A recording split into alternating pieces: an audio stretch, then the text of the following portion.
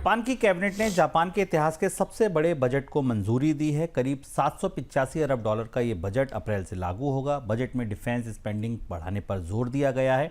इतने बड़े बजट से जापान पर कर्ज और बढ़ने की संभावना है। पहले ही जापान के ऊपर उसकी जीडीपी की तुलना में करीब 250% कर्ज है। जापान के बजट पर इस बार पूरी दुनिया की निगाहें हैं, क्योंकि अभी हाल में ब्याज दर में बढ़ोतरी हुई और हमने उसके बाद दुनिया के बाजारों में उथल पुथल की शुरुआत देखी है।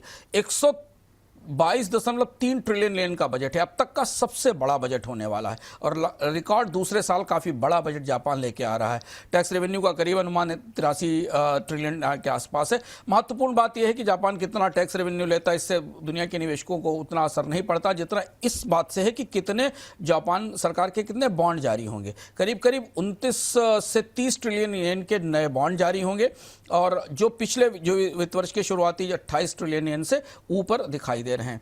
सामाजिक सुरक्षा पर खर्च बढ़ाना है सरकार को। जो नई प्रधानमंत्री आई हैं उन्होंने सोशल सिक्योरिटी पर ज़्यादा खर्च देने की, मेडिकल पेंशन के खर्च बढ़ाने, रक्षा और सुरक्षा पर बड़ा खर्च होगा। डेट सर्विसिंग के लिए 31.3 ट्रिलियन के सरकारी बॉन्ड्स के ब्याज और मूलधन पर अब तक का ऊंचा और सबसे बेहतर ब्याज दर भी दी जा रही है, ताकि निवेशकों का भरोसा इसमें बना रहे। ये पूरा का पूरा बजट बॉन्ड बाजार को कई तरीके से, अलग अलग तरीके से समझने की और जापान की परिस्थितियों पर रिएक्ट करने की संभावना देता दिखाई दे रहा है।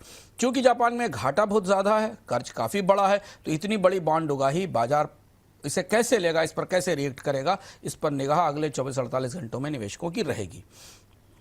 अगला सवाल था कि बॉन्ड पर, करेंसी पर इसके क्या असर हो सकते हैं फिर?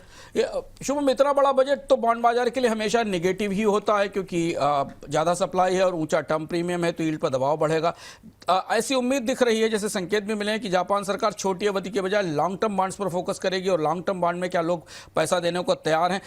सरकारी बॉन्ड कास्ट के लिए 3% का औसत ब्याज रखा गया है, जो पिछले साल से ऊपर है और इसीलिए शायद ये ब्याज प्रस्तावित किया गया है ताकि निवेशक लंबी अवधि के बॉन्ड में निवेश करना शुरू करें।